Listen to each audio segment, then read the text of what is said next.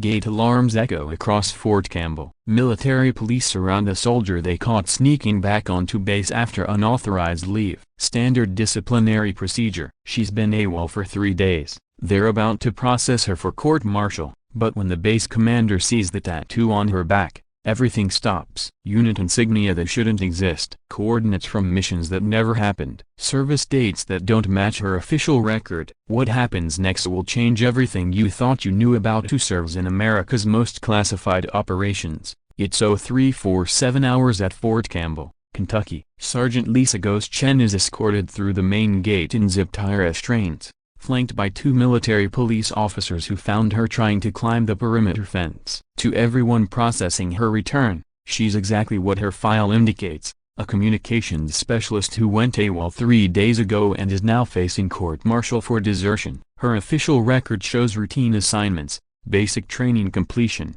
and standard communications duties. Nothing that would explain why she disappeared without authorization or why she's returning to base looking like she's been through combat operations that aren't supposed to exist. Captain Morrison leads the disciplinary team processing her return. 10 years of military police experience. He's seen every type of AWOL case, every excuse soldiers give for abandoning their posts. Tonight's case seems routine.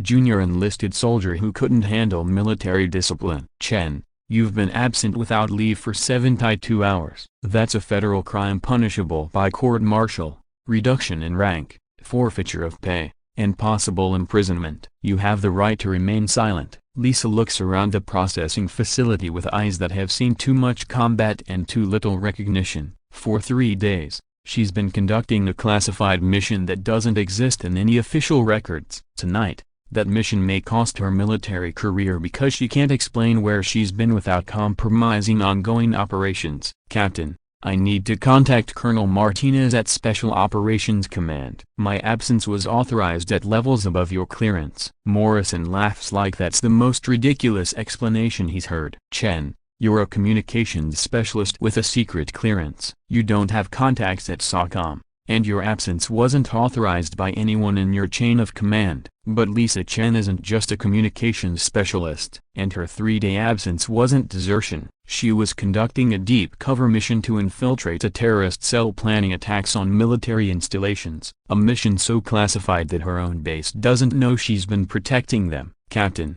I was gathering intelligence about planned attacks on this facility. The people I was infiltrating are planning to target Fort Campbell within the next week. Chen, save the spy story for your defense attorney. We have security footage showing you climbing the fence to leave base without authorization. That's desertion, not counterterrorism. Morrison signals to his team. Standard procedure for AWOL soldiers involves complete search for contraband, weapons, or evidence of criminal activity during their unauthorized absence. They need to document her condition and any items that might explain her disappearance. Full search. Document everything. Look for drugs, weapons, or anything that explains where she's been for 3 days. Lisa's hands clench as she realizes her classified mission is about to be exposed by military police who don't have clearance to understand what they're about to discover. But the alternative is allowing a terrorist attack on Fort Campbell because she can't prove her absence was authorized. Captain,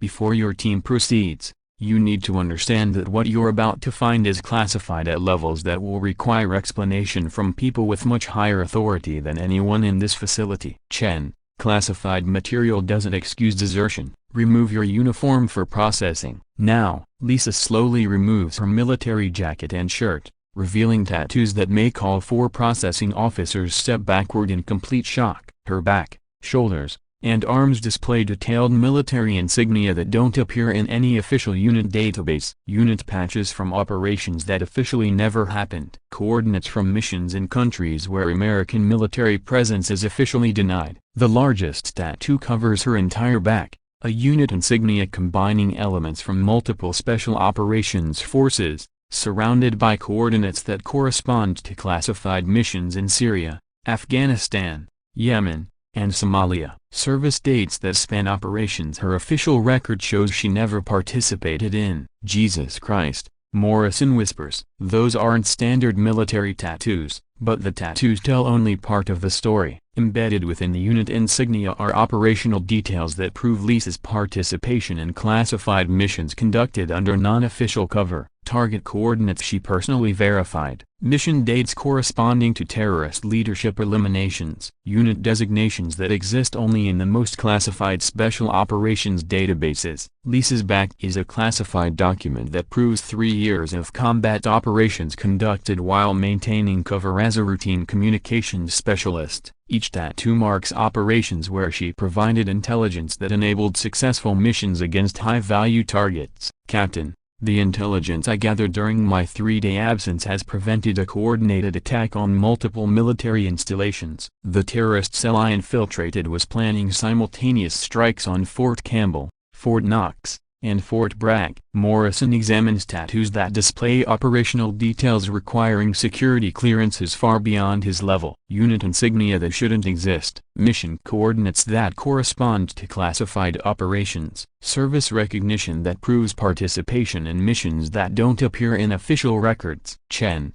if this is accurate, why is there no record of your special operations assignment in military personnel systems? Lisa's service record shows routine communications duties because her actual service record is compartmentalized at levels that don't exist in standard military databases. For 3 years, she's been officially assigned to signal operations while actually conducting intelligence gathering for the most classified counterterrorism missions. Sir, deep cover operations require complete legend maintenance. My official record shows communications specialist duties because my actual assignment would compromise ongoing operations and endanger other personnel conducting similar missions. The processing team realizes they're looking at evidence of American military operations that exist at classification levels beyond their clearance. The suspicious 3-day absence was actually a mission to prevent terrorist attacks on their own installation and others throughout the region. Morrison reaches for his secure phone to contact superiors with clearance levels that might explain what they've discovered. But before he can establish contact, the processing facility door opens to admit someone whose presence immediately changes everything about the disciplinary proceedings. Colonel Maria Martinez, Commander, Special Operations Command, enters with the kind of authority that makes 4 military police officers suddenly understand they've stumbled into operations far beyond their clearance level and jurisdiction. Gentlemen, you will immediately cease all disciplinary proceedings regarding Sergeant Chen. Her mission is classified at levels that require Joint Chiefs authorization to discuss. Morrison's confusion reflects recognition that Colonel Martinez shouldn't be personally involved in processing an AWOL communications specialist unless that specialist represents something far more significant than routine military discipline. Colonel, Sergeant Chen has been absent without leave for 3 days. The evidence indicates desertion from assigned duties, which requires court-martial proceedings regardless of any claimed special operations involvement. Colonel Martinez examines Lisa's tattoos with recognition that comes from authorizing the operations that earned them. Each marking represents missions she personally approved, coordinates she verified,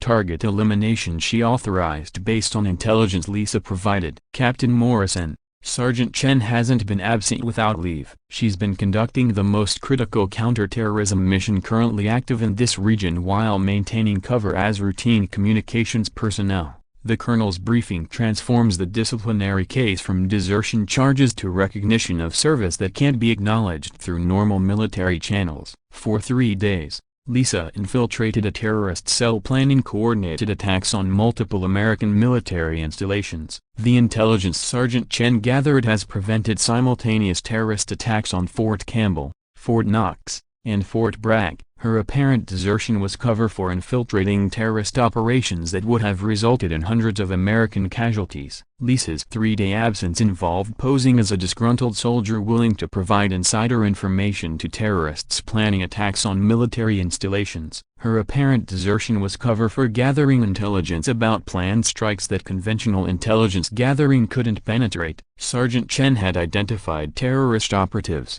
attack plans, and weapons caches that enable us to prevent the largest coordinated terrorist attack on American military installations since 9/11. Her apparent military crime was cover for preventing mass casualties. The tattoos covering Lisa's body represent 3 years of classified operations conducted while maintaining cover as a routine soldier. Each marking corresponds to missions where her intelligence gathering enabled successful counterterrorism operations that officially never happened. Morrison realizes the disciplinary team nearly court-martialed an American hero whose service record can't be acknowledged because recognizing her achievements would compromise ongoing operations against terrorist organizations planning attacks on American military personnel. Colonel, why wasn't our processing team briefed about Sergeant Chen's actual mission status? Captain, deep cover operations require complete compartmentalization. Sergeant Chen's mission was so classified that briefing your team would have compromised her operational security and endangered ongoing operations against terrorist cells targeting American military installations. Lisa's 3-day mission succeeded in providing intelligence that enables preemptive strikes against terrorist cells planning coordinated attacks on American military bases. The information she gathered prevents attacks that would have killed hundreds of American soldiers and their families. But the cost of her success extends beyond the risk of court-martial for apparent desertion. 3 years of appearing to be routine communications personnel while actually conducting the most dangerous counterterrorism missions in current special operations. Sergeant Chen will receive recognition appropriate to her service. But that recognition must remain classified to protect ongoing operations against terrorist organizations that continue planning attacks on American military installations. Colonel Martinez's departure leaves 4 processing officers with new understanding of service that extends beyond traditional military recognition. Lisa Chen's tattoos represent sacrifice that can't be acknowledged because acknowledging her achievements would compromise ongoing efforts to prevent terrorist attacks. 2 weeks later, Lisa returns to missions that don't officially exist, protecting American military installations from terrorist attacks while maintaining cover as routine communications specialist whose apparent ordinariness enables extraordinary service. But this story didn't start 3 years ago when Lisa began deep cover operations. It started 5 years earlier when she watched news coverage of terrorist attacks on military installations that could have been prevented if someone with access to terrorist networks had been gathering intelligence. The day she volunteered for the most dangerous assignment in counterterrorism, maintaining cover as routine military personnel while actually conducting operations that protect American bases from terrorist attacks. Deep cover counterterrorism requires sacrificing recognition for effectiveness. Lisa's official service record shows routine assignments because her actual record would reveal operations that must remain classified to protect ongoing missions against terrorist organizations. For 3 years, she's conducted intelligence gathering that appears to be routine communications work while actually providing information that enables preemptive strikes against terrorist cells planning attacks on American military personnel and their families. The psychological cost of deep cover service exceeds what most military personnel experience. Maintaining cover as routine soldier while conducting classified operations creates isolation that conventional service members never encounter. But the operational results justify the sacrifice. Terrorist attacks prevented before they reach execution stages. Attack plans disrupted before they threaten American installations. Intelligence networks penetrated that conventional counterterrorism can't access. Lisa's apparent 3-day desertion represents the kind of mission that deep cover operations require, appearing to violate military discipline while actually protecting American military personnel from terrorist attacks that conventional intelligence gathering cannot prevent. Where heroes wear uniforms that hide their true service, where the most important missions require appearing to fail at military discipline while actually protecting fellow service members, and where the greatest recognition comes in tattoos that tell stories of classified operations conducted to protect American military installations. Remember Sergeant Lisa Chen when you encounter military personnel whose service seems routine but whose competence suggests capabilities beyond their apparent assignments. Sometimes the most effective counterterrorism operations are conducted by people whose cover requires them to appear ordinary while accomplishing extraordinary missions, because sometimes protecting American military personnel requires appearing to abandon military discipline while actually conducting the most classified missions designed to prevent terrorist attacks on American installations and the families who live there.